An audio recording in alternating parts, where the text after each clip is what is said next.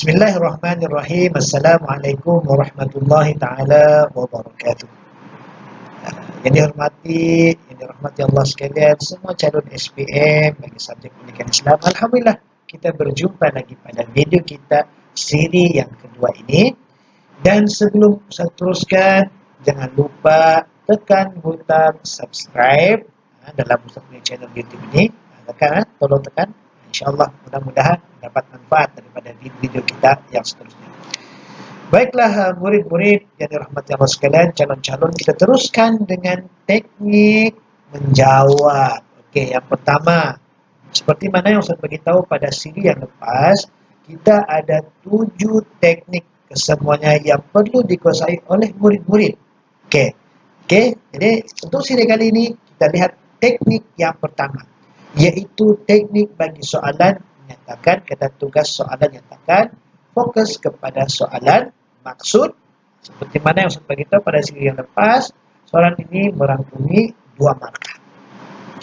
Baiklah, murid-murid dan rahmat Allah sekalian, kita lihat pula bagaimana ataupun bentuk jawapan dan juga teknik menjawab bagi soalan maksud ini.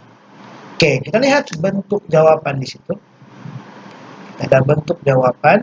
Okey, kita lihat bentuk jawapan. Yang pertama, jawapan dia mesti isi sahaja, yaitu maksud dari segi istilah. Okay, ada yang bertanya kepada Ustaz, calon-calon yang bertanya kepada Ustaz, kalau saya jawab maksud itu dari segi bahasa, boleh tak Ustaz? Sebenarnya boleh, cumanya markah tidak akan dapat 2 markah, dia akan dapat 1 markah sahaja.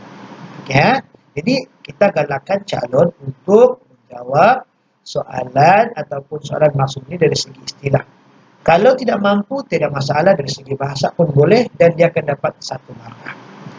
Jadi kita akan fokus kepada teknik ini lebih kepada istilah.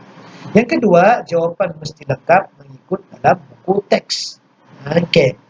Kenapa buku teks? Murid-murid yang dirahmati Allah sekalian, calon-calon SPM yang dirahmati Allah sekalian, kenapa buku teks? Sebab semua soalan dan semua peraturan pemarkahan akan diambil daripada buku teks, bukan daripada buku rujukan. Okey. Dan untuk soalan maksud ini, apa yang perlu difokus ialah di situ tambah satu lagi, iaitu kata kunci maksud. Kata kunci maksud ni apa, murid-murid yang rahmat Allah sekalian? Kata kunci maksud ini membolehkan kita mendapat markah 1. Sekiranya kata kunci maksud ini tidak ada ataupun salah, automatik jawapan maksud itu salah.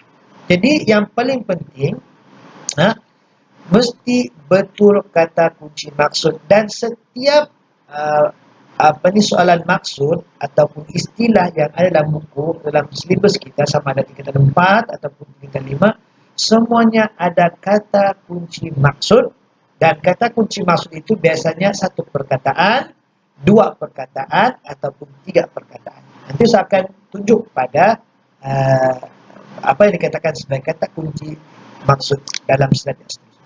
Yang ketiga ialah 2 markah. Biasanya jawapan perlu 2 isi, yaitu 1 isi pertama 1 markah, isi kedua 2 markah. Isi pertama mesti kata kunci maksud. Okey. Teknik menjawab, kita lihat teknik menjawab. Teknik menjawab, nyatakan maksud rasuah. Okey, itu soalannya, contoh soalan. Nyatakan maksud rasuah. Okey. Maksud rasuah ialah ini, wajib tulis isi soalan. Ini ramai bertanya dengan Ustaz. Ustaz, bolehkah saya tidak tulis ini isi soalan? Ada juga kalau sekolah lain, ada juga yang saya jumpa dia tulis, dia sebut sebagai kepala soalan. Yang kepala soalan ni, atau isi soalan lah. Wajib tulis ya, calon-calon. Okey. Kemudian selepas tulis, okey, Ustaz sebut tadi kata kunci maksud. Contoh ni, kata kunci maksud bagi rasuah ialah yang ini. Ini kata kunci maksud, KKM lah. Okey, kata kunci maksud bagi rasuah ialah sebarang pemberian ataupun suapan. Kalau kamu tulis sebarang pemberian pun dapat sudah satu marka. Atau kamu buat di situ suapan pun dapat satu marka. Betul saja isi pertama ini. Isi pertama ini mesti KKM. Apa KKM tadi? Kata, kunci, maksud. Oke, dapatlah satu marka. Nah, kemudian isi yang kedua ialah ayat yang seterusnya adalah yang bertujuan memasukkan kebenaran. Isi yang kedua dapat satu marka lagi dan membenarkan kepalsuan. Oke, begitu. Nah, jadi yang pertama tadi apa perlu tulis dalam jawaban? Yang pertama ialah nih. Ini mesti ada. Yang pertama, isi soalan. Yang kedua mesti apa? Ada KKM. Dapatlah satu marka. Kemudian yang ketiga ada isi yang kedua. Isi yang kedua. Dapat lagi. Nah, ini yang ketiga. Ini yang ketiga penyelesaian. Maksudnya ada 3 step lah. 1, tulis maksud isi soalan atau persoalan. KKM mesti ada kata kunci maksud dan kemudian ada isi yang seterusnya lah. Oke. Kita lihat contoh yang seterusnya. Oke. Nyatakan maksud dakwah. Yang pertama sekali kita tulis apa tadi, murid-murid? Di sini kita tulis kata kunci, isi soalan. Oke, apa isi soalan di sini? Betul. Maksud dakwah ialah, ini kita tulis. Ini yang pertama tadi step ya. Lepas itu, kita tulis yang ini. Step yang kedua ialah kita buat KKM. Apa KKM tadi? KKM ialah kata kunci maksud. Oke, apa kata kunci maksud bagi rasuah ini? Mesti ada perkataan, menyeru. Mesti ada perkataan menyeru. Menyeru itu mesti ada dalam jawaban. Si pertama, menyeru. Apa lagi sama maksud dengan menyeru? Mengajak. Itu punya juga. Dapatlah satu, ini yang kedua, step yang kedua. Apa saja yang sama maksud dengan menyeru, dia boleh dijadikan sebagai isi yang pertama atau KKM. Oke. Dan yang isi yang kedua seperti mana? Isi yang kedua lah. Dapat isi yang kedua, dapatlah 2 marka. Kalau KKM kita tulis dapat 1 marka. Oke, jadi dakwah ini, untuk dakwah ini contoh saja. Ini contoh saja.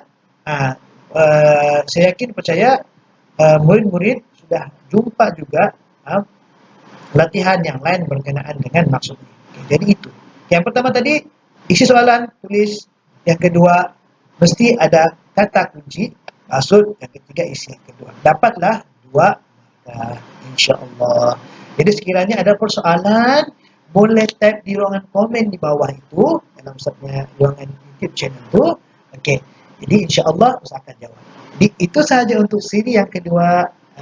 Calon yang bermanfaat sekalian, semoga dapat memahamkan sedikitlah bagaimana teknik kita menjawab soalan maksud dalam pemeriksaan nanti.